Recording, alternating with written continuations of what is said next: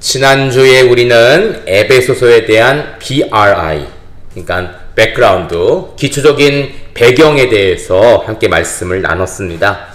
우리가 지난번 골로새서 때는 기독론, 그쵸? 교회의 머리는 예수님이시다 라는 것을 함께 배웠고요.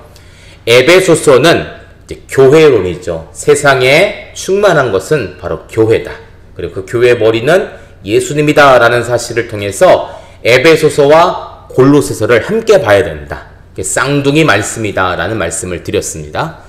교회가 다른 복음도 중요하고요. 다른 구약의 율법도 중요하지만 특별히 사도 바울은 에베소서와 골로새서, 또 골로새서와 연결된 게 무엇이죠? 빌레몬서, 그쵸? 골로새서와 빌레몬서는 같이 전달된, 한 교회에 전달된 같은 말씀입니다.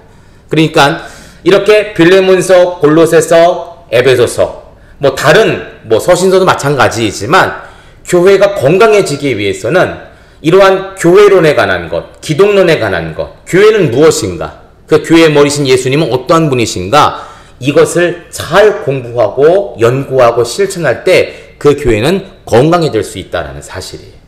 그러니까 복음도 중요하지만 그 복음과 함께 우리가 실천적인 삶이 필요하잖아요. 그래서 바울의 서신서는 우리에게 주는 정체성과 그 정체성을 가지고 어떻게 행할 것인가, 이것에 대해서 주는 말씀이다 라는 것을 함께 계속 나누고 있습니다.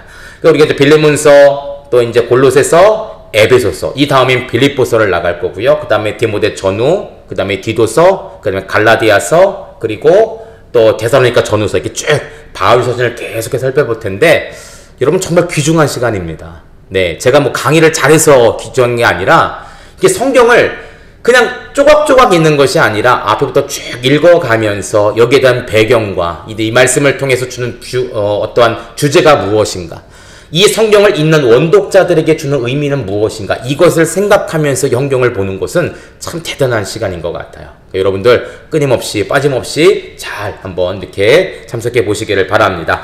지난주 복습을 좀 잠시 한번 하도록 할게요. 네, 우리 에베소서는 누가 썼다고 했죠? 사도 바울이 썼다라고 말씀을 드렸습니다. 그냥 목사님이 그런가 보다, 그게 아니라 우리가 여러 가지 성경의 내즈, 나 바울은 이라고 표현한 것을 통해서 이것은 사도 바울의 서신서다라는 사실을 우리가 함께 보았죠. 그리고 사도 바울의 상황에 대해서 많이 표현을 하고 있습니다. 내가 감옥에 갇혔고 사슬에 매었고 내가 이런 어려움이 있으니 나를 위해서 기도를 해달라, 이런 기도를 요청한 부분들, 이런 여러 가지 사정을 통해서 이것은 다른 사람이 아니라 사도 바울의 편지구나, 서신서구나 라는 사실을 알게 되었다라고 볼 수가 있습니다. 언제 쓰였는가? 오늘 말씀해 보면 이 서신서를 전달하기도 하고요, 또 사람을 만날 수 있는 기회가 있다. 우리가 골로새 때도 빌레몬서 때도 배웠지만 특별히 사도 바울이 4번의 감옥에 갇혔죠. 네, 빌립보 감옥, 예루살렘 감옥, 가이사랴 감옥, 로마는 1차와 2차로 갇혔는데, 특별히 이 사도 바울이 이러한 서신서를 전달하고 사람을 만날 수 있는 기회는 바로 어디다? 로마 감옥 안에 있을 때 이 셋집에 머물면서 거기서 사람을 만나기도 하고, 누구를 만났을까요? 많은 사람도 만났지만 특별히 오네시모, 그쵸? 도망자 오네시모를 만나서 그를 변화시키고 내가 영적으로 난 아들로 삼고 그를 다시 이제 골로새 교회로 파송하는 이런 일들이 있었죠. 쓴 서신서를 전달시켰습니다. 누가 전달했다고 했죠, 여러분들? 두기고가 에베소서, 또 골로새서, 또 빌레몬서, 또 디모데 전서, 이런 서신서를 전달했어요. 사도 바울이 가야 되는데 감옥에 갔기 때문에 못 전달하는 거예요. 이 긴 여정이거든요. 꽤 힘든 여정이고요, 어려운 여정입니다. 그런데 두기고는 자원해서 자기가 이 서신서들을 전달하겠습니다. 두기고의 이름의 뜻이 뭐라고 했죠, 여러분들 기억하십니까? 유쾌하다, 그쵸? 두기고의 이름의 뜻은 유쾌하다는 뜻이에요. 사도 바울이 내가 가야 되는데 가지 못해. 근데 두기고가 자원해서 가겠대요. 한 교회도 아니고 여러 교회에. 그 힘든 여정, 무서운 여정, 피곤한 여정인데 본인이 가겠대요. 그러니 사도 바울이 두기고를 보면서 어떤 마음이 생겼겠습니까? 참 유쾌하다. 하나님도 두기고를 보면서 어떤 생각하셨을까요? 유쾌하다. 야, 이 일에 네가 자원하는구나. 여러분, 우리가 이 복음을 우리가 이제 허락받았잖아요. 여러분, 이 복음을 나 혼자 갖는 게 아니거든요. 땅끝까지 이르되 복음을 전하라. 우리에게도 명령하셨습니다. 여러분 피곤하고 힘들겠지만 이 복음을 전하는 일에 최선을 다할 때 우리에게도 어떠한 이름을 주실까요? 두기고다. 유쾌한 자다. 내가 보기에 믿음의 성도들은 참 유쾌하다. 이 유쾌가 뭐예요? 웃음이 나고 즐겁고 기쁘다, 행복하다는 뜻이거든요. 자, 우리에게도 이 두기고의 이름이 잘 적용될 수 있도록 복음을 전할 수 있는 주신 사명 감당할 수 있는 우리 모두가 되기를 주의 이름으로 축복합니다. 예, 두기고가 이렇게 에베소, 골로새, 빌레몬서, 디모데 전서 이렇게 막 전달을 했어요. 자, 누구에게 전달했는가? 에베소 교회 성도들에게 전달이 됐고요. 또 그 안에 있는 이방인 다수, 여러 이방인들에게도 전달이 되었다라고 말씀을 나눴습니다. 네, 특별히 여기에 종교적인 배경을 좀 살펴볼 필요가 있는데요. 바울 서신은 거의 비슷합니다. 그래서 사도 요한이 쓴 요한 서신서에도 동일한 어떤 종교적인 이 배경이 있어요. 이 당시 가장 문제가 되었던 게 우주적인 이원론, 영재주의자들. 하늘과 땅은 완전히 구분되어 있어서 인간이 해를 당하던 아프던 전쟁에서 죽던 간에 신은 전혀 상관하지 않는다. 그리고 사람들도 이 땅에 있는 자들도 하늘의 단계, 신의 단계, 신과 어떤 조우를 만나기 위해서는 이게 불가능한 거예요. 하늘의 여러 신비한 영들이 인간이 하나님께 가는 것을 막아버리는 것이죠.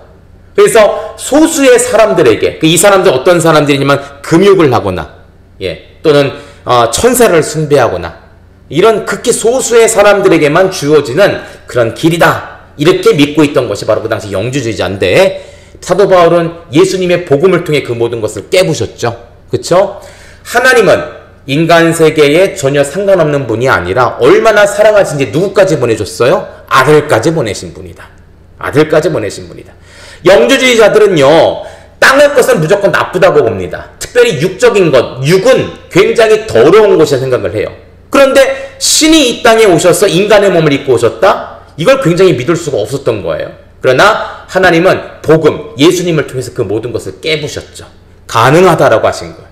그리고 왜 인간의 몸으로 오셨는가? 우리의 죄. 우리의 육체는 더러운 것은 사실이에요. 그러나 그 더러운 것을 예수님의 육체를 통해서 피를 흘림으로, 죽임으로, 희생으로 깨끗하게 하셨다. 그래서 소수의 사람들만 하늘의 단계 몇몇만 올라가는 것이 아니라 어떻게 한다고요? 예수님을 믿는 모두에게 그 길은 다 열려있다. 이렇게 반증을 하시고 가르치신 것이 바로 복음이다라고 표현을 했습니다. 또 여러 가지 자연적인 영들, 금욕주의, 천사숭배 이런 것들이 있었고요. 특별히 에베소 지역에는 아데미 여신이 강성했다라고 말씀을 드렸습니다. 이 아데미는 혼합주의로부터 난 신이에요. 네, 그리스와 로마의 여자 신이 합해져서 새로운 신을 만들어냈죠. 다산의 신입니다. 여기 가슴에 있는 모든 것들이 다 유방이에요. 그러니까 많은 자들에게 먹이고 입히고 키울 수 있는 다산과 풍요와 이 보호의 여신인데, 특별히 아데미 여신, 아데미를 숭배하는 지역이 바로 에베소 지역이 가장 강성했습니다. 지금도 세계 7대 불가사의에 들어가는 이렇게 많은 기둥으로 이렇게 자리잡힌, 지금은 거의 무너졌습니다. 전쟁과 여러 가지 사정 때문에 무너졌는데 그 터에는 아직도 이런 기둥이 남아있어요. 그래서 아데미를 섬기는 가장 강성했던 지역이 바로 에베소다. 그래서 사도행전 말씀을 보니까 데메드리오라는 이가, 은장색이라고 하는데 이 사람이 어떤 은장색이냐면 이 아데미 여신의 은으로 입히는, 은으로 금동무하는 그런 사람이에요. 그러니까 성경에서 이 데메드리오가 나온 것을 보니까 정말 이것은 사실이구나. 에베소 지역에는 아데미를 섬기는 아주 강성한 지역이었구나 라는 것을 살펴볼 필요가 있습니다. 왜 이런 것을 살펴보냐면요, 사도 바울이 서신서를 통해서 강조한 내용이 있어요. 또 금지한 내용이 있어요. 이게 뜬금없이 왜 나왔을까라고 생각하는데, 사실은 이러한 종교적인 문화적인 배경을 가지고 보면 이 지역의 아데미 혹은 우주적인 이원론 혹은 다른 우상들을 섬기는 사람들이 많았기 때문에 이러한 금지 또 이러한 부탁을 하는구나라는 것을 볼 수가 있는 것이죠. 그리고 여러 가지 또 제목들, 역사적 배경들 쭉 보고요. 한번 요거까지 하고 이제 본문으로 넘어가겠습니다. 이 책을 왜 썼는가? 성도의 정체성과 합당한 행함을 위해서다. 예수님의 몸으로서 유대인과 이방인의 하나됨을 위해서다. 이러한 중심 내용을 가지고 이 서신서를 썼다라고 지난주에 말씀을 배웠습니다. 자, 이제 본문을 한번 넘어가도록 할게요. 제가 거기 원래 페이지가 적혀 있는데요. 이게 2페이지로 종이를 아끼기 위해서 2페이지로 뭉치다 보니까 페이지가 사라져 버렸어요. 그래서 여러분들 이 그림을 보고 한번 찾아보시면 될 겁니다. 아마 앞부분 이 서론 부분을 넘기다 보면 이렇게 본문 연구라는 것이 나올 거예요. 찾으셨죠? 네, 함께 들어가 보도록 하겠습니다. 에베소서는 성도의 정체성과 합당한 행함이라는 큰 주제가 있습니다. 그러니까 이것들 내용을 좀 보자면 앞부분은 성도의 정체성은 무엇인가, 뒷부분은 뭐예요? 이 정체성을 가지고 나는 어떠한 삶을 살아야 될 것인가. 그래서 성도의 정체성, 뒤는 뭡니까? 합당하게 행하라 라는 큰 주제로, 이 작은 주제로 나눠지게 되고요. 성도의 정체성은 무엇인가? 그리스도 안에 복이고, 그리스도 안에 하나고, 그리스도의 비밀이고, 이런 세 가지의 소주제로 나뉜다. 행함은 여러 가지 있습니다. 그리스도의 몸, 한 사람의 세 사람, 지혜롭게 행하라, 그리스도 안에 서라라는 행함에 관한 소주제들이 나뉜다라고 볼 수가 있습니다. 여기 총 7개의 작은 소제목들이 있는데 7개의 소주제를 가지고 말씀 한번 자대로 보도록 할게요. 첫 번째 단락입니다. 그리스도 안에서 복은 무엇인가? 1장 1절부터 23절까지의 말씀이에요. 자, 먼저 본문에 언급된 바울에 대해서 한번 표현해 보겠습니다. 사도 바울의 서신서에는 1장에, 뭐 다른 장도 마찬가지지만 보통 1장에 자기 자신을 많이 노출시키고 있습니다. 나는 어떠한 자이고 어떠한 사람이고 어떠한 일을 행한다라는 것을 많이 노출을 시킵니다. 그래서 우리는 사도 바울을 직접 보지는 못했잖아요. 그쵸? 사도 바울에 관한 많은 연구도 있는데 이 연구는 어디서 나오냐? 바로 이러한 사도 바울의 서신서에 나온 자기의 노출, 자기의 어떠한 이야기를 통해서 많이 이게 우리가 정보를 얻게 되는 것이죠. 여러분 많이 알고 있는 것처럼 서신서에는 사도 바울이 자기의 사도권 변증을 많이 합니다. 나는 예수 그리스도로 말미암아 종이 되었다. 혹은 예수 그리스도로 말미암아 사도가 되었다라는 자기 이야기를 많이 합니다. 자기를 많이 노출시켜요. 왜냐하면 사도 바울을 사도로서 인정하지 않는 사람들이 많았기 때문에 그래요. 사도 바울의 과거를 여러분 아시죠? 예수님 잡아다가 죽이고, 예수님 믿는 사람 잡아다 죽이고 고문시키고 이런 아주 악독 같은 이 사도들도요, 사도 바울이 변화됐다, 예수님을 믿고 그 사람이 변화되었다라는 것에 대해서 굉장한 의심을 가졌습니다. 그가 돌아온 건 맞는데 그래도 여전히 계속적으로 어떤 눈을 보냐면 저 사람이 언제 본색을 드러낼지 몰라, 이런 눈으로 계속적으로 봤거든요. 사도 바울 그게 싫었던 거예요. 나는 정말로 변화가 됐는데 사람들의 눈에는 뭐예요? 아직도 예전의 사울로 나를 보고 있는 것이죠. 그래서 서신서를 쓰면서 이 서신서가 정말 하나님이 주신, 나에게 주신 말씀이고, 이 서신서는 내가 썼지만 이것은 당신들에게 주는 하나님의 음성입니다 라는 사실을 강조하기 위해서 나는 정말 사도다 라는 자기 표현을 많이 쓰고 있는 거예요. 한번 보겠습니다. 1장 1절 같이 한번 읽습니다. 에베소 1장 1절 시작. 하나님의 뜻으로 말미암아 그리스도 예수의 사도된 바울은 에베소에 있는 성도들과 그리스도 예수 안에 있는 신실한 자들에게 편지하노니 아멘. 1장 1절에 사도 바울은 뭐라고 하냐면 하나님의 뜻으로 말미암아 그리스도 예수의 사도가 되었다라는 것이죠. 베드로, 요한, 야고보 이러한 사도들은 예수님께서 사도로 임명을 하셨습니다. 많은 자들이 그것을 봤어요. 그런데 사도 바울은 예수님께서 육체의 몸을 입고 있었을 때 사도로 명령하신 것이 아니라 승천하셨을 때 영적인 모습으로 나타나서 사도 바울에게 사도권을 주셨거든요. 그러니까 사도 바울이 사도가 된 것을 본 사람이 없는 거예요. 이게 자기는 답답한 거죠. 정말 나는 예수님이 나타나셔서 나에게 사도권을 주셨는데 사람들은 보지 못했다고 믿지 못하는 거예요. 그래서 끊임없이 얘기합니다. 나는 내 자의적으로 내가 사도가 되겠다라고 스스로 선포한 것도 아니고 어떤 사람에 의해서 사도로 임명받은 것도 아니고 전적인 무엇이다? 하나님의 뜻으로 예수님의 사도가 되었다는 사실을 강조하고 있는 것입니다. 두 번째, 어떤 자라고 합니까? 그리스도 예수 안에서 신실한 자들에게 편지하는 자다. 이 편지는 누가 썼다라는 거예요? 내가 썼다라는 사실을 이야기하는 거예요. 내가 바로 신실한 성도들, 에베소 교회 성도들에게 편지 쓴 사람이 바로 나다. 내가 당신에게 편지를 썼습니다 하고 이야기를 하죠. 1장 2절 말씀 같이 읽어볼까요? 시작. 하나님 우리 아버지와 주 예수 그리스도로부터 은혜와 평강이 너희에게 있을지어다. 아멘. 사도 바울이 첫인사를 하면서 에베소 교회 성도들을 축복하는 내용이 나옵니다. 사도 바울은 어떤 자입니까? 성도들을 축복하는 자다. 이게 사도의 책임이에요. 그리고 오늘날 목회자들의 책임이죠. 성도들을 축복하는 거예요. 또 여러분 예배 끝날 때 항상 우리는 뭐합니까? 축도를 받죠. 예배 때 급한 나머지 먼저 나가시는 분들이 있는데 제일 중요한 게 또 뭐냐면 축도예요.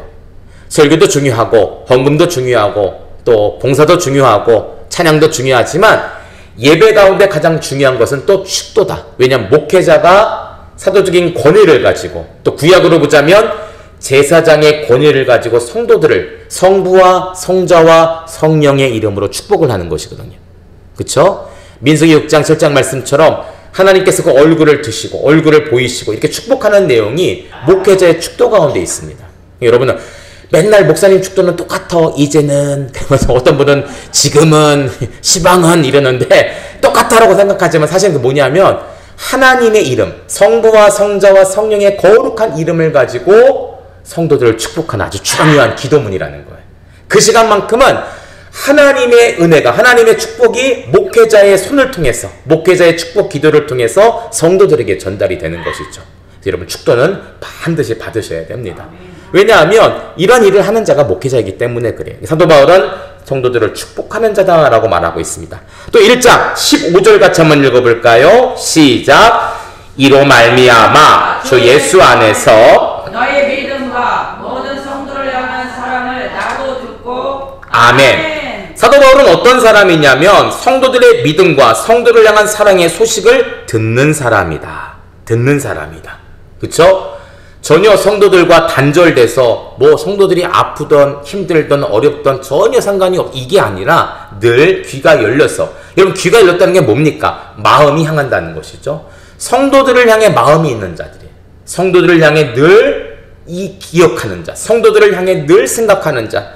여러분 그래서 어떤 자입니까? 이 16절 같이 읽습니다. 시작. 내가 기도할 때 기억하며 너희로 말미암아 감사하기를 그치지 아니하고 아멘. 내가 기도한다. 성도들을 향해 마음이 열려있고 성도들을 향해 관심이 있기 때문에 목회자는 사도 바울은 뭐 할 수밖에 없다고요? 기도한다는 거예요. 누구를 위해? 성도를 위해. 그렇죠? 그리고 기억한다는 거예요. 하나님 우리 성도가 아무개 성도가 아무개 집사님이 아무개 어린이가 많이 아프고 어려운 가운데 있는데 그것을 기억하고 기도하는 자다. 여러분 제가 연초에 늘 기도카드를 드리잖아요. 이제 제가 작성해서 나눠드릴 건데 기도카드를 제가 끝까지 받는 이유가 있습니다. 예, 저도 머리가 좋은 사람은 아니에요. 한 번 들으면 까먹습니다. 그래서 기도카드를 받는 거예요. 그래서 기도카드를 제가 잘 작성을 해서 코팅을 해서 나눠드릴 겁니다. 한 번은 어떻게요? 제가 강단 위에 모아서 놓는 거예요. 새벽마다 성도들의 기도카드 제목을 가지고 기도하는 거죠. 그러면 1년 내내 여러분들도 그 기도카드를 가지고 기도하고 저도 그 기도카드를 가지고 기도하고 그러면 뭐예요? 뭐 1+1 아닙니까? 1+1은 뭐예요? 좋은 거예요. 하나님께서 오케이 좋아. 아니 너도 기도하고 주의 종도 기도해? 오케이 이거는 된다.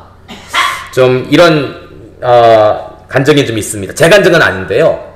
재작년이에요. 우리 성주가 처음 제가 기도카드를 해서 나눠드리고 제가 한 부를 가져서 강단에 놓고 기도하는데 우리 성주 청년이요 기도 제목을 엄청 많이 적습니다. 요번에도요 저희가 이제 청년들이 주일날 예배 끝나고 밥을 먹고 이제 보내잖아요. 서울로 보내기 때문에 밥을 안 먹고 기도카드 기도 제목을 간절히 적어요. 요번에 보니까 저도 많이 적었어요. 요번에 보니까. 근데 재작년에 기도카드를 엄청 많이 적었는데 그 중에 절반 이상이 이루어졌더라고요. 예. 쓰는 날 이루어진 것도 있었어요. 야 대단하다 너. 대단하다. 감사하더라고요. 그러니까 제가 그걸 경험하니까 올해도 어때요? 많이 적었어요. 절반 정도는 되니까 많이 적었어요. 많이 적어서 절반 이상 되기를 또 그렇게 기도하고 또 힘쓰고 있습니다. 그러니까 여러분 아직 안 적으신 분들은 적어서 내세요. 제가 이제 2월 내로 이제 잘 정리해서 코팅을 해드릴 테니까 화장대에 붙여놓고 날마다 보세요. 읽기만 해도 기도해요. 여러분 기도 제목이 여러분 기도 내용 아닙니까? 읽기만 해도 돼요. 무릎 꿇고 안 해도 됩니다. 화장하면서 밥 먹으면서 읽기만 해도 하세요. 저도 그것을 가지고 기도합니다. 목회자는 사도 바울은 성도를 위해 기도하고 기억하는 자다. 늘 감사하는 자다. 사도 바울은 자신을 그렇게 표현하고 있다라는 것입니다. 자, 두 번째 본문에 언급된 바울 제가 주일에도 이런 말씀을 드렸고요. 지금까지 우리 믿음 말씀 학교 하면서 똑같은 말씀을 드렸습니다. 사도 바울의 서신서에는요, 가장 큰 틀이 있습니다. 이게 뭐냐면 정체성과 정체성이 합당한 삶이에요. 왜냐하면 이 서신서들을 누구한테 보낸 거예요? 교회들에게 보냈거든요. 여러분, 사도 바울이 서신서를 왜 보냈겠습니까? 왜 성도들에게 보내고 왜 교회들에게 보냈겠어요? 이유는 딱 하나예요. 복음을 잘 알고 복음대로 살라는 거예요. 어떤 교리를 가르치기 위해서만 가르친 것이 아니에요. 사도 바울의 서신서는 이 틀이 있습니다. 어떤 교리를 가르치고 진리를 가르치고 거기서 끝난 것이 아니라 2부에는 항상 뭐예요? 그렇게 살 방법에 대해서 알려주고 있는 거예요. 첫째는 뭐냐면 정체성. 네가 누구냐를 아는 거예요. 예수 그리스도의 신실한 성도, 부름받은 성도, 이것을 먼저 알고 그 다음은 뭡니까? 어떻게 이 정체성을 가지고 성도로서, 집사로서, 목사로서, 권사로서, 찬양 단원으로서, 교사로서 어떻게 살아가야 될까? 그래서 에베소서라든지 빌립보서 혹은 뭐 골로새에 보면 뒷부분이 항상 뭐가 나오면 남편들아, 자녀들아, 아비들아, 종들아, 상전들아, 이 나오는 이유가 바로 그거예요. 이렇게 살아야 된다는 것이죠. 이 두 가지가 항상 잘 나눠져 있습니다. 사도 바울은 일단 자기의 정체성에 대해서 이야기를 합니다. 첫째는 뭡니까? 그리스도 예수의 사도이고 하나님의 뜻으로 사도된 사람이다. 나의 정체성은 무엇이다? 사도라는 거예요. 주의 종이라는 것이죠. 그렇다면 성도에게 이야기합니다. 나는 주의 종인데 그렇다면 나는 이 주의 종으로서 어떤 삶을 살 것인가? 복음의 정체성에 합당한 삶, 성도에 대한 소식에 관심이 있는 사역자고 성도의 믿음과 성도를 향한 사랑의 모습이 감사에 족보되는 사역자이고 기도할 때마다 성도들을 향한 기도를 하는 사람이고 자기인식, 전체성이 분명한 사역자다. 이러한 정체성의 삶을 가지고 나는 살아가고 있다 라고 표현하고 있는 것입니다. 그러니까 우리가 읽었던 1절, 2절, 15, 16절이 자기를 노출시키면서 이것을 정리하면 뭡니까? 나의 정체성과 이 정체성을 가지고 당신들에게 어떤 삶을 살고 있습니다 라는 것을 밝히고 있는 부분이다 라는 것을 보는 것이죠. 여러분, 우리도 여기에 우리의 삶을 적용시켜야 돼요. 나의 정체성은 무엇인가? 나는 목사로서 어떤 목사인가? 사꾼 목자가 아니라 정말 그리스도의 뜻으로 말미암은 목사가 되고, 그래서 이 목사로서 어떠한 삶을 살 것인가? 성도를 기억하고 성도를 위해 기도하고 그리스도의 남은 고난을 내 몸된 육체에 채우고 늘 감사하고 시험에서 이기고 나의 정체성을 바로 알고 내가 정말 목사라는 사실을 정말 붙들고 흔들리지 않는 삶을 살아야 된다. 이러한 정체성과 정체성에 합당한 삶을 늘 자각하고 그것을 가지고 기도해야 된다는 거예요. 여러분도 마찬가지예요. 내가 권사로서, 집사로서, 전도사로서 어떤 삶을 살 것인가? 내가 나이가 됐으니까 그냥 직분을 받았다. 이게 아니에요. 우리의 직분은 뭡니까? 하나님의 뜻으로 말미암아 된 거예요. 내가 권사가 되고 집사가 된 것, 전도사가 된 것 다 뭡니까? 하나님의 뜻으로 말미암음인 거예요. 말미암인 거.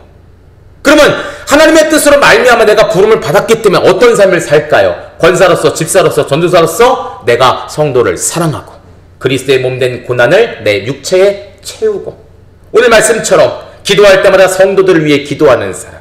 여러분, 권사라는 것이 무엇입니까? 권면하는 사람이에요. 교회 안에 어려운 자들이 있다면, 힘든 자들이 있다면 권면하고 찾아가고 기도하는 목회자를 대신하는 사람들이. 집사님은 어떤 분이십니까? 교회를 잘 돌보는 분들이에요. 그렇게 부름을 받은 것이죠.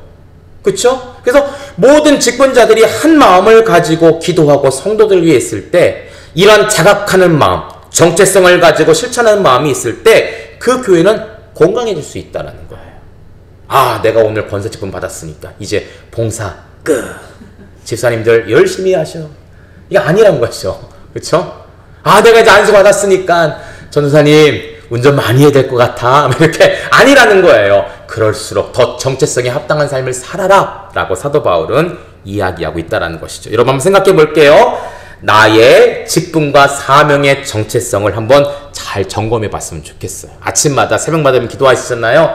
내가 권사인데, 내가 집사인데, 내가 목사인데, 내가 전도사인데 내게 주신 사명을 위해 내가 얼마큼 달려가고 있는가? 늘 이 정체성과 정체성에 합당한 삶을 살고 있는가? 이것을 한번 늘 기억해보고 또 결단하고 그 아침마다 새벽마다 결단하고 실천할 수 있는 우리 모두가 되기를 간절히 소망합니다. 자, 이제 이건 서신서니까요. 수신자들이 있을 거예요. 우리 앞에 배경에도 나왔지만 오늘 이 말씀 한번 보도록 하겠습니다. 수신자가 누굴까? 우리 1절과 15절 다시 한번 좀 읽어볼게요. 시작! 하나님의 뜻으로 말미암아 그리스도 예수의 사도된 바울은 에베소에 있는 성도들과 그리스도 예수 안에 있는 신실한 자들에게 편지하노니 아멘. 15절입니다. 시작! 이로 말미암아 주 예수 안에서 너희의 믿음과 모든 성도를 향한 사랑을 나도 듣고 아멘. 1절에는 첫 번째 성도라는 말이 나오죠. 성도, 거룩한 무리다 라는 뜻입니다. 거룩한 무리. 또 1절에 뭐가 나옵니까? 그리스도 예수 안에서 신실한 자들이다. 신실한 자들이다. 사도 바울은 에베소 교회 성도들 향해 이렇게 표현을 하는 거예요. 그들은 성도고 그리스도 안에서 신실한 자들이다. 또 15절에 보니까 주 예수 안에서 믿음을 갖고 있는 자고 두 번째 뭐라고 합니까? 성도에 대한 사랑이 있다. 여러분 이 말이 뭘까요? 성도에 대한 사랑이 있다는 것은 성도들을, 그쵸? 교회 안에 있는 성도들을 사랑하고 도와주고 구제하는 마음, 그러한 헌신이 있던 자들이다라고 표현합니다. 여러분 이 성도, 우리가 성도 아니겠습니까? 이게 좀 안타까운데 요즘은 집사님을 받지 못한, 집사라는 직분을 받지 못하는 분들에게 뭐라고 부를까? 그냥 성도님이라고 부릅니다. 사실은 이 성도가 그렇게 부를 만한 이름이 아니에요. 이게 굉장히 중요한 이름입니다. 목사도 성도예요. 그쵸? 직분자도 성도예요. 그리고 교회 처음 온 분들도 성도입니다. 직분이 없기 때문에 아무개 성도님이라고 부르는 거는 좀 그래요. 사실 근데 그렇게 부를 때가 많아요. 저도 그렇게 부르거든요. 네, 우리 김태진 성도님 같은 경우 이제 직분이 아직 없으시기 때문에 제가 그냥 김태진님이라고 부르기 좀 그렇잖아요. 씨라고 하기도 뭐하고, 어느 교회에서는 형제님, 자매님이라고 부르는 경우도 있습니다. 네, 아무개 형제님, 아무개 자매님, 직분이 없을 때는 그렇게 부르기도 하는데, 근데 보통 교회들이 성도, 왜냐하면 같은 큰 뜻이니까 라고 부르는데, 그냥 직분이 없으면 성도라 부른다 그렇게 생각하시면 안 돼요. 여러분, 주기도문 어떻습니까? 예전에 어때요? 우리 아이들 예배 끝날 때 하는 기도문이라고 생각하는 데서는 그게 그런 가치가 아니거든요. 주기도문의 가치는 뭡니까? 기도의 스탠다드예요. 그러니까 기도 중에 최고의 기도는 주기도문입니다. 그런데 예배 끝날 때 하는 기도문이라고 가치를 폄하시키면 안 되는 것이죠. 성도라는 표현도 그래요. 직분이 없으니까 성도님이라고 해서 그렇게 부르는 게 아니라는 거예요. 성도는 굉장히 중요한 말입니다. 여러분 왜 그 이유가 무엇인가 한번 설명해 볼게요. 밑에 파란 칸이 있죠. 제가 좀 찾아본 게 있는데 이렇습니다. 70인역이라는 게 있는데요. 신약시대에 랍비들을 모아서, 실제는 72명입니다. 랍비들을 모아서 그 당시에 성경 히브리 말을 이제 헬라 말로, 라틴어로 번역을 한 성경이 있어요. 이게 70인역입니다. 거기에 그리스 말로 번역을 한 성경에 뭐라고 나오냐면 성도라는 것은 코데시 혹은 카도시라는 번역을 하는 단어에 쓰였던 단어라고 합니다. 그래서 거룩하다, 성별하다, 봉헌하다, 거룩하다 이런 단어를 번역할 때 사용했던 단어가 바로 성도, 하기오스라는 단어예요. 하기오스. 그런데 옛 헬라어 하기오스는 어떤 의미가 있냐면 이게 중요합니다. 존경의 의미이든 반감의 의미이든 어떤 대상이라고 합니까? 두려움의 대상이다. 두려움의 대상으로 쓰일 때 이게 하기오스, 성도란 말을 쓴다는 거예요. 이 두려움은 좋은 뜻이든 나쁜 뜻이든 상관없이 어떤 두려움의 의미를 가질 때 하기오스, 성도란 말을 쓰는 거예요. 그러니까 성도는 어떤 사람이에요? 두려운 사람이에요. 근데 이 의미가 뭐냐면 여러분 성경의 예를 한번 들어볼게요. 밑에 참조가 나왔죠. 마가복음 6장 20절 한번 같이 읽어볼까요? 시작. 헤롯이 요한을 거룩한 사람으로 알고 두려워라고 나왔습니다. 밑에 참조 보이십니까? 파란 칸 안에. 그쵸? 헤롯이 세례 요한을 두려워했대요. 왜 두려워했을까요? 세례 요한이 무섭게 생겼을까요? 뿔이 났을까요? 그게 아니죠. 세례 요한의 영적인 권위가 있었기 때문에 그래요. 이게 뭡니까? 하기오스예요. 성도는 그런 자라는 거예요. 세상 가운데 성도는 영적인 권위를 가졌기 때문에 세상 사람들이 어떻게 두려웠게 보는 거예요. 이게 무섭다라기보다는 굉장한 존경의 의미예요. 또 뭘까요, 여러분들? 누가복음 4장 34절 그 옆에 있죠? 귀신 들린 자가 예수를 향하여 거룩한 자니이다. 예수님을 향해 뭐라고 표현하면 하기오스다. 예수님의 능력이 있기 때문에 두려움을 느끼는 거예요. 밑에 볼까요? 사도행전 2장 44, 47 한번 읽어볼까요? 시작. 사람마다 두려워하는데 사도들로 말미암아 기사와 표적이, 네, 간단히 표현했습니다. 사람마다 사도들을 두려워합니다. 왜 그렇습니까? 사도들이 기사와 표적을 일으키니까 그게 어때요? 놀라운 거예요. 놀라워서 두려움을 느끼. 이게 하기오스입니다. 또 5장 11절 13절 옆에 같이 읽겠습니다. 시작. 온 교회와 이 일을 듣는 사람들이 다 크게 두려워하며. 그쵸? 교회와 성도들을 모습을 보면서 세상 사람 두려워하는 거예요. 이게 성도라는 거예요. 직분을 받지 않아서 그냥 불리는 그런 이름, 그게 성도가 아니라 세상 사람들이 봤을 때 교회와 성도들은 이러한 존경과 권위와 능력과 어떤 신실함과 어떤 성결함을 가지고 함부로 보지 못하는 자들. 그래서 성경은 뭐라고 합니까? 세상이 감당하지 못하는 자들이다. 이게 하기오스, 성도란 뜻이에요. 오늘날 우리가 이제 과거로부터 보자면 아주 후배 시대에 살고 있는 성도들 아니겠습니까? 그쵸? 우리 여기도 저보다 연세가 많으신 분들이 있는데 선배들이에요. 저는 우리 선배들에 비하면 후배죠. 후배들로 가면 갈수록 교회의 후배, 성도의 후배들이 이러한 하기오스를 잃어버리고 있다는 거예요. 교회의 권위의 신성함과 성도로서의 어떤 두려움, 아주 구별된 모습이 세상 사람들에게 존경과 놀라움의 대상이 됐는데 이 당시에는 지금은 어떻습니까? 사람들의 손가락질을 받는, 입방아에 내리는, 우리가 회개해야 되는 거예요. 여러분, 교회의 부흥은 교회가 성도가 늘어나고 큰 건물 짓고 많은 선교를 하는 것, 이것도 부흥일 수 있지만 부흥의 원래 의미가 무엇입니까? 스스로의 개혁이에요. 이게 부흥입니다. 늘어남이 부흥이 아니라 스스로의 개혁이 부흥이에요. 자각하는 거예요. 정체성을 깨닫는 거예요. 오늘날 교회의 부흥이 일어날 것이 뭐냐면 커지는 게 중요한 것이 아니라 하기오스를 회복하는 것이 교회의 부흥이에요. 정말 세상이 두려워하는, 존경하는 교회가 바로 설 수 있는 이 귀한 자각, 깨달음, 이것으로 돌아가는 것, 이 성도로서 돌아가는 것이 바로 오늘날 교회의 부흥이라는 것이죠. 여러분, 이것을 기억하고 날마다 여러분 각자 교회, 특별히 우리 교회를 위해 기도할 때 하나님 진짜 성도들이 있는 교회가 되게 하옵소서. 목사님으로부터 우리 교회 가장 어린 어린아이라 할지라도 진짜 성도가 되는 교회가 되게 하옵소서. 그렇게 기도하실 수 있는 우리 모두가 되기를 소망합니다. 자, 여러분, 거룩한다라는 것은요, 스스로 거룩해지는 것이 아니에요. 무엇을 통해 됐느냐? 하나님의 성별, 즉 예수님의 보혈을 통해서 거룩해진다. 그렇죠? 진짜 하기오스는 스스로 자각하는 것보다도 예수님의 보혈을 통해 그것을 깨닫고 돌아오는 것. 그래서 신실해지고 어떤 하나님의 자녀된 권세를 갖는 것이 바로 거룩함이라는 것이죠. 자, 그리스도 안에서 신실한 자, 이게 또 중요한데요. 여러분 볼게요. 오늘 사도 바울이 15절에 믿음, 사랑이란 말이 나옵니다. 자, 믿음은 누구를 향하는 거예요? 하나님을 향하는 것이죠. 여러분 15절 다시 한번 읽어볼까요? 시작. 이로 말미암아 주 예수 안에서 너희 믿음과 두 번째 모든 성도를 향한 사랑을 나도 듣고. 믿음은 하나님을 향한 것입니다. 사랑은 누구를 향한 거예요? 성도들, 즉 이웃들을 향한 거예요. 그리고 1장 1절에 뭐라고 표현합니까? 거룩함으로 인해서. 이게 뭐예요? 세상 사람들 가운데 이 하기오스, 성도는 두려움을 느끼는 존재가 된다는 것이죠. 그러니까 우리가 오늘 성도잖아요. 자, 첫째, 하나님을 향한 믿음이 내가 과연 있는가? 둘째, 성도 혹은 가족 혹은 이웃을 향한 사랑이 내게 있는가? 그리고 세상 사람들이 나를 봤을 때 진짜 성도라고 인정하는가?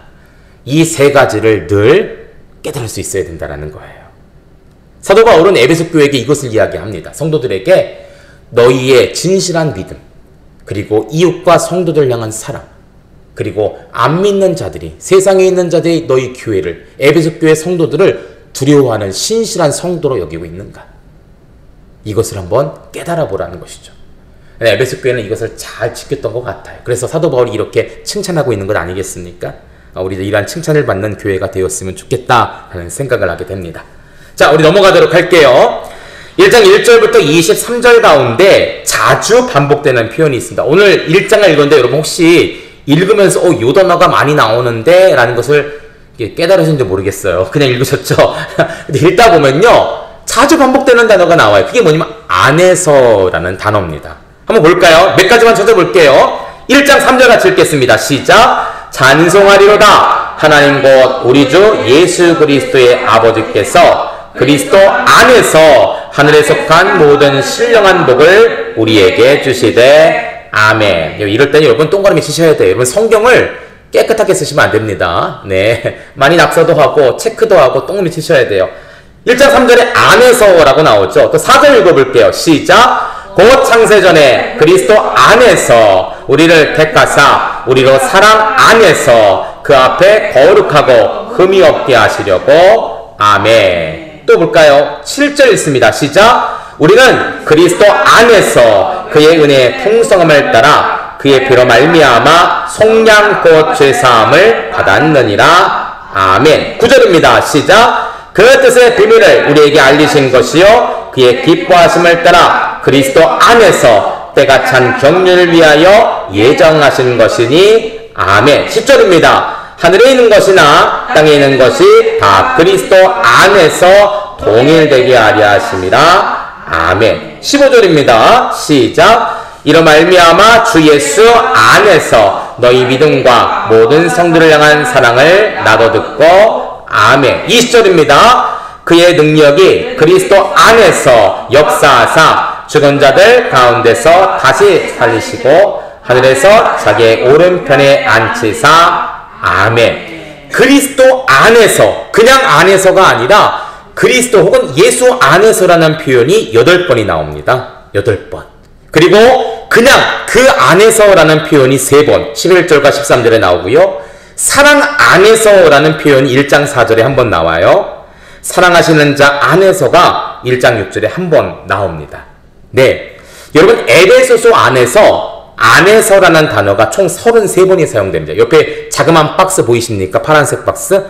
에베소서 안에서 에베소서를 볼 때 안에서라는 단어가 총 33번이 나와요. 그 중에 1장에서만 18절과 23절을 제외한 13번이 다 뭐라고 하냐면 예수님과 그 사랑 안에서라고 표현이 되고 있어요.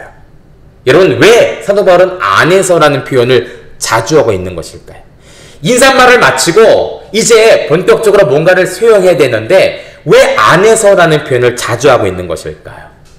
그 이유가 무엇인지 한번 깨달아 봐야 돼요. 여러분 제가 밑에 왜 안에서라는 표현을 반복했는가, 원독자에게 주는 의미가 뭔가 적어봤습니다. 같이 읽어볼까요? 시작! 아담이나 온갖 하늘에 속한 영들이 복을 주는 것이 아니라 오직 예수 그리스도 안에서 복이 온다는 것을 강조하기 위함이다. 예수 안에서 받는 신령한 복은 복음의 능력, 하나님의 계획, 성도의 특권과 영광으로도 표현할 수 있다. 그래요. 여러분 앞에서 종교적 배경을 배운 이유가 바로 그것입니다. 에베소 교회, 특별히 초대교회 근처에는요 영지주의, 우주적 이원론들이 있었죠. 천사 숭배, 그리고 유대주의, 율법주의가 있었어요. 할례파들 이야기. 자연적인 신들, 천사를 숭배하는 것, 금욕, 금식, 그리고 에베소적인 특별히 뭐가 있었습니까? 아데미. 얼마나 컸는지 몰라요. 얼마나. 영적인 이원론, 이 영지주의는요 눈에 특별히 보이진 않습니다. 눈에 보이는 우상은 없어요. 근데 어떤 사상과 교리가 그렇게 사람들을 괴롭혔거든요. 근데 아데미는 달라요. 얼마나 큰 신전을 졌는지, 127개의 기둥을 지은 엄청나게 큰 이 아데미 여신은 또 눈에 보이는 아주 엄청난 사람들의 시선을 끄는 그런 신이었거든요. 그러니까 사람들이 거기에 혹하는 거예요. 미혹하는 거예요. 여러분 이제 모세가 이제 이스라엘 백성들이 가나안 땅에 들어가기 전에 모세를 통해서 또 여호수아를 통해서 민수기를 다시 한번 정리를 합니다. 여러분 나중에 민수기를 읽어보세요. 우리가 매체인하고 있잖아요. 그렇죠? 민수기를 읽다 보면 신명기나 출애굽기에 나온 말씀이 또 남아요. 마치 재방송을 하던. 왜 그랬을까요? 이게 1세대와 2세대가 틀린 거예요. 1세대 때 출애굽기라든지 신명기를 통해서 법이라든지 제사라든지 율례에 대해서 나오는데 문제는 1세대가 다 죽어버렸습니다. 2세대들에게 이것을 전달할 방법이 없는 거예요. 그래서 모세는 하나님의 명령에 의해서 한 번 더 민수기를 통해서 다시 한번 어때요? 그 말씀들을 리뷰를 하고 있습니다. 1세대들이 이런 말씀을 들었는데 너희도 다시 한번 들어라. 너희가 들어가면 이런 일을 해야 된다. 이렇게 금지해야 된다. 그 중에 하나님께서 강조한 말씀이 뭐냐면 이방 땅에 들어가서 어때요? 이방의 문화와 이방의 종교에 빠지지 말라는 거예요. 왜냐하면 가나안 족속이 섬기는 신들은요 다 어떻습니까? 바알과 관련된 신이거든요. 눈에 보이는 신이에요. 그리고 자기들의 입맛에 맞는 신이에요.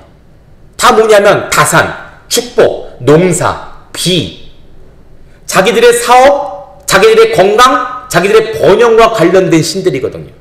딱 보니까 너무 멋있는 거예요. 신상도 멋있고 바알 신이요 번개를 들고 있거든요. 예, 번개를.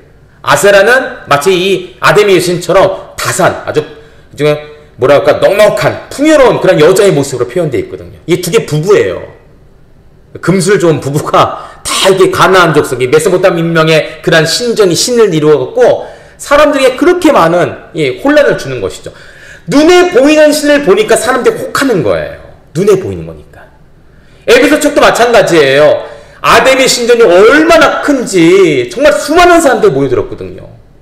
그 신전을 구경하려고, 그 신에게 예배를 하려고. 눈에 보이는 신이 있으니까 사람들 마음이 헷갈리는 거예요. 사도 바울은 이 말씀을 적으면서 첫째로 무엇이라 하느냐? 그러한 것에 현혹되지 말라는 거예요. 진짜는 무엇이냐? 그리스도 안에서 너에게 주는 복은, 너에게 주는 신성한 복은, 신령한 복은 세상에 다른 눈에 보이는 큰 신이 아니라 예수님 안에 있을 때 이루어진다라는 것을 강조하기 위해 이렇게 자주 표현하고 있는 거예요. 여러분 그렇지 않습니까? 오늘 말씀 보면 그래요.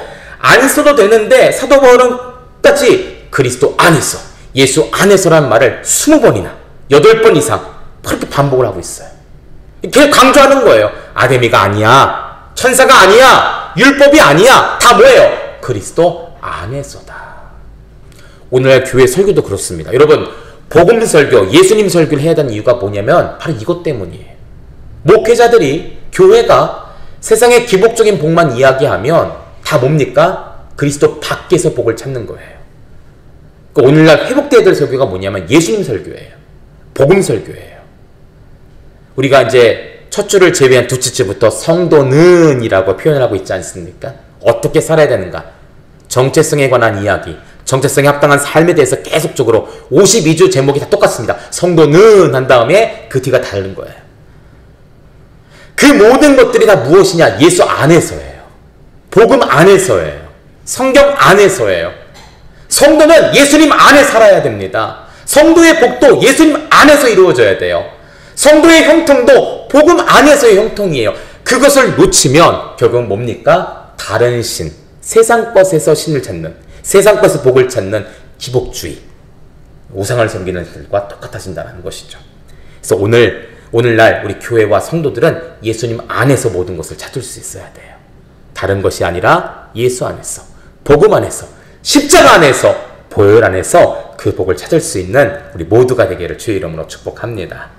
자, 그래서 하나님은 우리에게 이렇게 신령한 복을 주신다. 우리 3절부터 14절까지의 말씀인데요. 우리 13절 말씀 같이 한번 읽습니다. 13절 시작. 그리 안에서 너희도 진리의 말씀 곧 너희의 구원의 복음을 듣고 그 안에서 또한 믿어 약속의 성령으로 인치심을 받았으니 아멘. 3절 말씀 한번 읽을게요. 3절이요. 시작. 찬송하리로다. 하나님 곧 우리 주 예수 그리스도의 아버지께서 그리스도 안에서 하늘에 속한 모든 신령한 복을 주시되 아멘. 제가 3절을 읽었는데 13절을 읽었어요. 자, 3절을 보니까 신령한 복을 주시되 라고 나와 있죠. 여러분 거기다 한번 밑줄을 한번 쳐보세요. 동그라미 치시거나.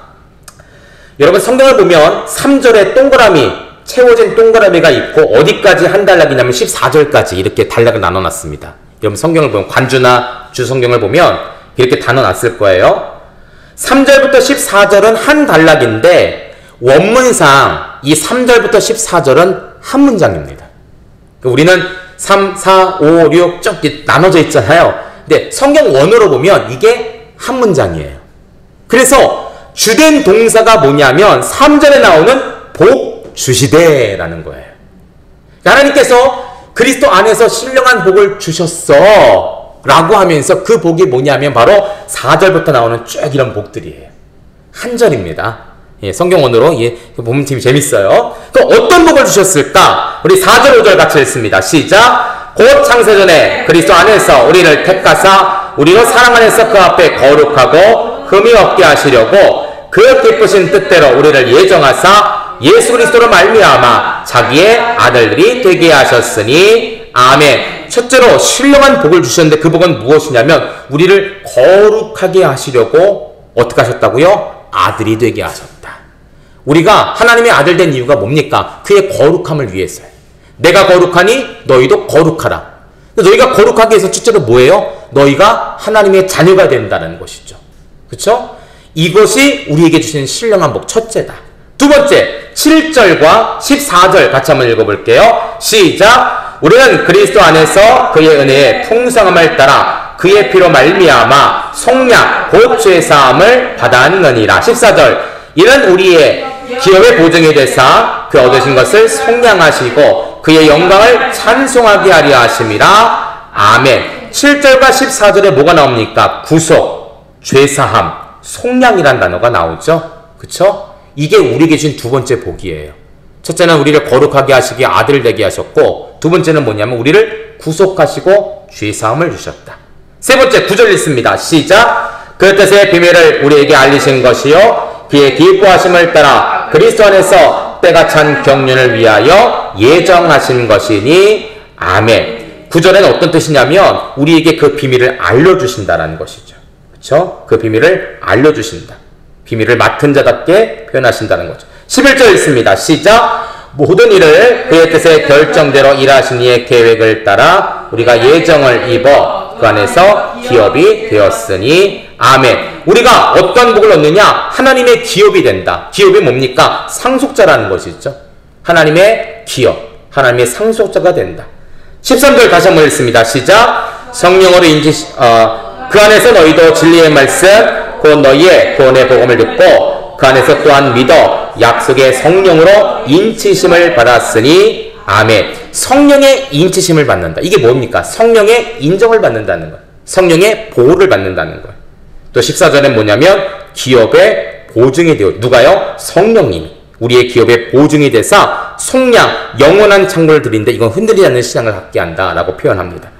여러분 이것을 보면 좀 재미난 것이 있습니다. 제가 다음 페이지 남겨볼게요. 자, 신령한 복을 주시되 라고 하면서 여러 가지 복의 내용이 나오는데 사실 이게 누구의 사역이냐면 성부, 성자, 성령님의 사역이라는 거예요. 여러분 다시 볼까요? 4절과 5절. 흠없는 거룩한 모습으로 하기 위해 우리에게 아들이 되게 하셨다. 누가 하시는 거예요? 바로 성부 하나님의 계획이죠. 그쵸? 두 번째, 구속하시고 죄사하시고 그 뜻의 비밀을 알리시고 하나님의 기업이 되게 하신다. 이게 누가 하신 일입니까? 성자 예수님이 하신 일이에요. 예수님의 보혈의 피로 우리가 깨끗하게 되었고 예수님께 이 땅에 오셔서 그 모든 복음을 통하여 천국 비밀을 알려주셨거든요. 그리고 예수님을 요한복음 1장 12절 뭡니까? 그를 예수님을 믿는 자마다 하나님의 자녀가 되는 권세를 주신다. 하나님의 자녀, 기업의 보증이 되신 기업의 상속자가 되게 하신다라는 것이죠. 이게 누구의 사역이냐면 성자 예수님의 사역이라는 거예요. 마지막 13절과 14절은 뭡니까? 성령으로 인치심을 받고 성령의 기업의 보증이 되어주신다. 성령님의 사역이죠. 그쵸? 그러니까 하나님께서 우리에게 주신 복은 부자가 되는 게 아니에요. 100살, 120살 사는 게 아니에요. 학위를 받고 가장 뛰어난 사람의 바늘에 오르는 것, 명예를 얻는 것 아니라는 거예요. 하나님이 우리에게 주신 신령한 복은 무엇이냐? 성부 하나님, 성자 예수님, 성령 하나님이라는 것이죠. 그분의 보호, 그분의 도움, 그분의 인도가 우리에게 주신 가장 큰 복이다. 그러니까 세상적인 복 바라보면서 아데미를 찾아가고 천사를 찾아가는 것이 아니라 그리스도 안에서 진정한 신령한 복을 주시는, 나에게 영원한 생명을 주시는 분이 누구냐? 하나님이시고 그 아들 예수님이시고 지금 우리와 동행하시는 성령님이다라는 사실을 깨달으라 라고 하는 거예요. 제가 어떤 주석서를 보니까 이렇게 표현하고 있더라고요. 네, 하나님께서 이룬 구원의 역사, 성부, 성자, 성령님이고 그리스도 안에서 나는 어떠한 복을 받았다? 복을 받았다, 선택되었다, 예정되었다, 아들로 입양되었다, 속량을 받았다, 예정을 받았다, 여러 가지 복을 받았죠. 우리는 뭐라고 고백합니까? 이 모든 것이 다 뭐라고요? 주님의 은혜입니다. 은혜라는 찬양 부르잖아요. 그렇죠? 당연한 것 같은 거 하나도 없습니다. 다 모든 게 뭐예요? 주님의 은혜다. 생각해보니까 그래요. 내가 복을 받은 것도, 선택된 것도, 예정된 것도, 아들이 되고 딸이 된 것도 우리에게 거저 주셨잖아요. 여러분 천국 가는데 구원받는데 1000,000원씩 내셨습니까? 1억 원씩 내셨어요? 거저 받았거든요. 죄사함을 받았어요. 지혜와 총명을 받았어요. 이런 성경 말씀을 어떻게 깨닫습니까? 지혜를 주셨게 깨닫는 거예요. 여러분 정말 그렇습니다. 성경은요 도저히 이해가 안 되는 말씀입니다. 그런데 성령의 조명이 있는 거예요. 조명이면 비춰주는 거예요. 깜깜한 방에 스탠드를 딱 키면 스탠드 불이 쫙 펼치잖아요. 그 보이는 거예요.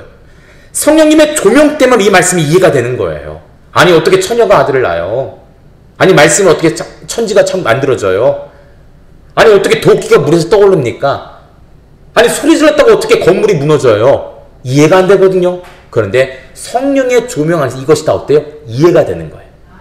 더 정확히 말하면 믿어지는 것이죠. 이게 지혜예요. 여러분들 수학 못해도 돼요. 과학 못해도 돼요. 그거 못한다고 천국가 전혀 문제되지 않습니다. 물론 대학 가는 데 문제가 되겠죠. 그런데 우리는 전혀 문제가 되지 않아요. 그러나 하나님의 말씀이 지혜 가운데 이러한 총명 가운데 깨달지 않는다면 도대체 이 말씀이 믿어지지가 않고 말씀이 믿어지지 않으면 하나님이 믿어지지가 않는 거예요. 그러면 내 영혼의 구원에 문제가 생기는 것이죠. 그래서 늘 우리가 말씀을 들을 때 들을 길을 주세요. 그렇죠? 볼 수 있는 눈을 주세요. 볼 수 있는 눈을 주세요. 그래서 깨달아지게 하옵소서. 이러한 기도가 늘 우리 가운데 있어야 된다라는 사실이죠. 자, 여기까지만 하겠습니다. 이어지는 거거든요. 그래서 우리가 할 것이 뭐냐면 바로 찬송이라는 거예요. 저는 이 말씀을 쭉 보면서 한 단락인데 찬송이라는 단어가 나온 게 참 놀랐어요. 한번 볼게요. 자, 3절부터 6절까지 하나님 아버지에 관한 말씀인데요. 자, 여러분 6절 같이 읽어볼까요? 시작! 이는 그가 사랑하시는 자 안에서 우리에게 거저주시는 바 그의 은혜의 영광을 찬송하려는 것이라. 아멘. 하나님 아버지에 관한 이런 복을 내가 받고 내가 할 것이 뭡니까? 6절 끝에 뭐라고 났습니까? 그의 영광을 찬송하는 것이다. 또 7절부터 11절은 예수님에 관한 복에 대해서 이야기 나오는데 우리 12절 같이 읽습니다. 시작! 이는 우리가 그리스도 안에서 전부터 받았던 그의 영광의 찬송이 되게 하리십니다. 아멘. 예수님에 관한 복을 받고 내가 해야 될 것이 무엇이라고 12절 끝에 찬송이 되게 한다. 또 13절과 14절은 성령에 관한 말씀인데 14절 읽습니다. 시작! 이는 우리의 기업의 보증이 되사 그의 얻으신 것을 속량하시고 그의 영광을 찬송하게 하려 하심이라. 사도 바울은 일부러 이 찬송이라는 단어를 꼭 집어넣었어요. 성부에 관한 복을 받고 우리가 할 것은 무엇이냐? 그분을 찬송하는 것이. 그게 6절이죠. 예수님에 대한 복을 받고 내가 할 것이 무엇이냐? 그 찬송이 되는 거예요. 그래서 12절에 찬송하는 단어를 넣었어요. 성령님의 보증 되시고 성령님이 우리에게 인치셨기 때문에 우리는 성령님께 무엇을 해야 될 것인가? 14절에 찬송한다라고 표현한 것이죠.